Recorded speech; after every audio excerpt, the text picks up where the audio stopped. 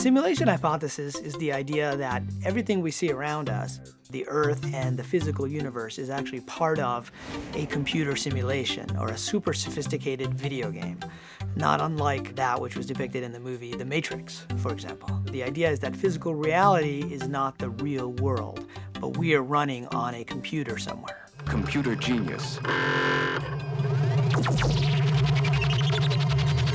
Taken prisoner and held captive within the digital world of the computer itself. My name is Riz Virk, and I wrote the simulation hypothesis, and I'm a video game designer, and I run a lab at MIT called Play Labs, which is all about video games.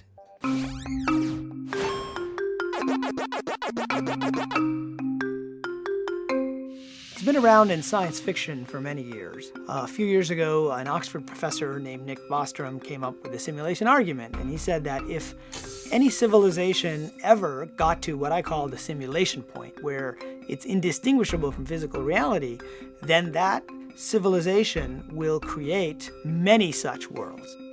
Professor Bostrom's argument was that there will be many more people living inside these simulated worlds than there are physical people in a physical reality. The logic goes that if any civilization in the galaxy ever gets to that point, then we are likely to be in a simulation.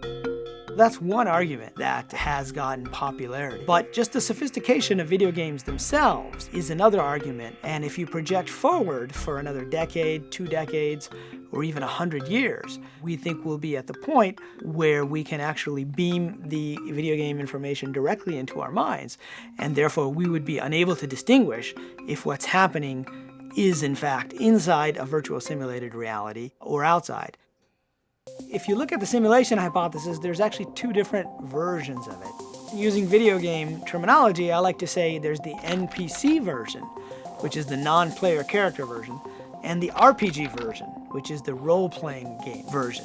In the NPC version, which a lot of the scientific community leans towards, we're just bits and consciousness is just simulated on somebody else's computers. Nico, my cousin! I can't believe it, you're here! Welcome to America! So in that case, the rules are defined in the game and the computer is just running, so things might be predetermined to a certain extent.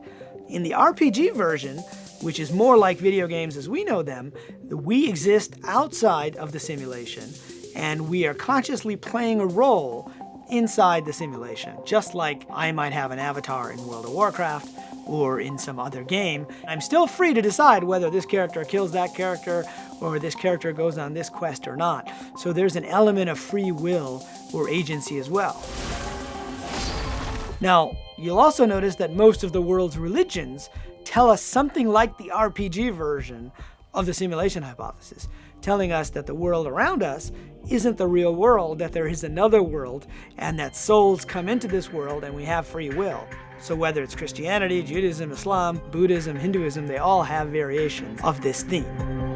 The simulation hypothesis raises very big questions about who we are, why we're here, where do we go after we die, what is the nature of the universe around us, and what is the nature of the physical laws of the universe that science has been trying to discover.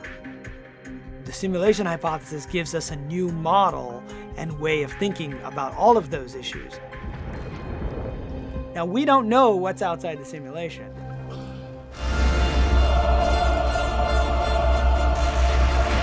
There are many theories that have been put out there that it's a super intelligent race of aliens. Anyone outside the simulation might seem like gods, or like God as a creator of the simulation. And others believe it's just future versions of us, and we are what is called an ancestor simulation, or a simulation of what they used to be like, and they want to see, what might happen along the way. So there's many different theories about the purpose of the video game and what exists outside of the video game. If you think about it, if you're playing Grand Theft Auto versus, say, Fortnite, versus, say, a virtual world like Second Life or The Sims, you might act differently. I think it's important that we realize if we're in a game and we understand what our quests and what our achievements might be, just like if you have a character that you're trying to level up. And so by viewing the universe as a video game, we can start to think of the difficulties and the challenges that come up in our lives as quests and achievements that we use to level up. It would be a boring game if there were no challenges or nothing difficult that came up. I always say that if you treat your life like a video game, it gives you a much better perspective on the things that perhaps you were meant to achieve, and the things that seem difficult for you are part of your own path of leveling up as a character in this world.